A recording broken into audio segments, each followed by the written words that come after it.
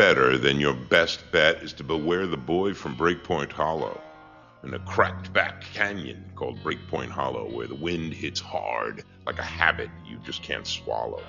There lived a boy named Jax, with a heartbeat that sounded like, "Try," and a shadow that whispered, "Follow."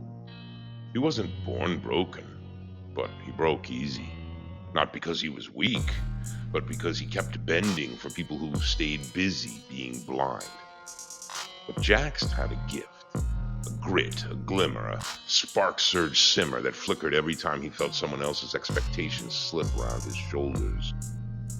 But Breakpoint Hollow, it loved kids like him. Kids who tried. Kids who tried. Kids who carried the weight of everyone else's unfinished wounds like unpaid rent on a soul they didn't even own.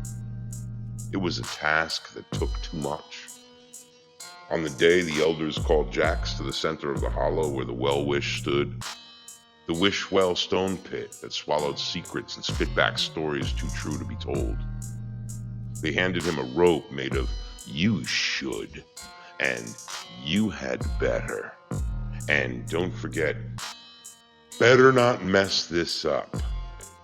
They said, "Lower yourself in, fetch the flame of approval, bring it back, and then perhaps you'll be enough." Jax asked, "Enough for who?" But nobody answered. Silence, like guilt trapped in stone. So Jax did what he always did.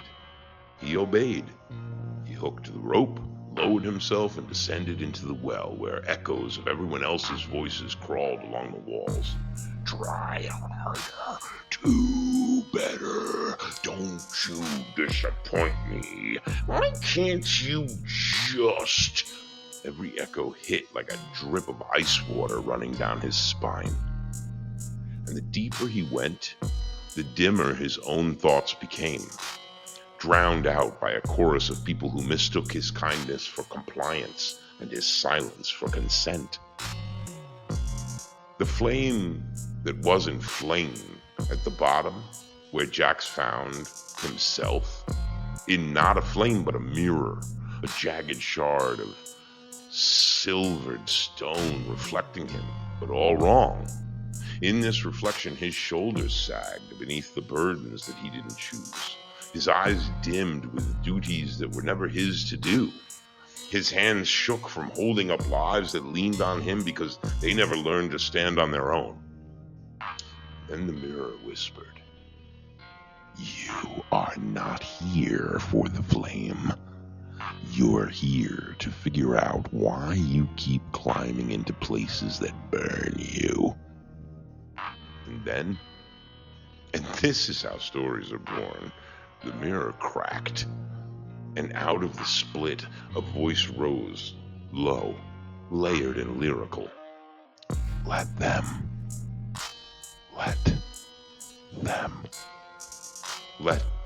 judge. Let them doubt. Let them distance. Let them pout. Let them twist their truth until it shouts. Let them stay stuck in what they will not live without. You're not their answer. You're not their anchor. You're not their antidote to fear. Let them wrestle with the weight. Let them face their own fate. Let them learn that consequences aren't curses. They're teachers running late. Jax froze. Words hit harder than he thought they would, than any he'd fallen before, or taken in.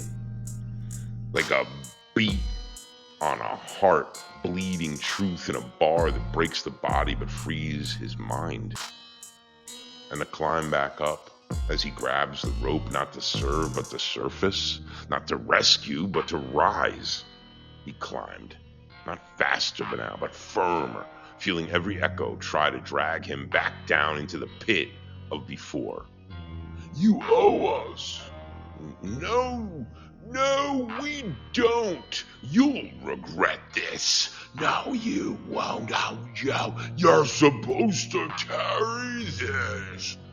Let them.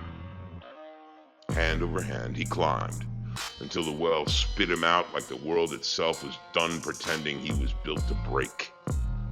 The elders stared in amazement. What did you just bring us? What was that? Jax wiped the dust from his palms and finally stood tall like a flame burning bright. He learned how to burn without permission now. I didn't bring you any approvals, he said. I brought you accountability in flesh. The elders bristled.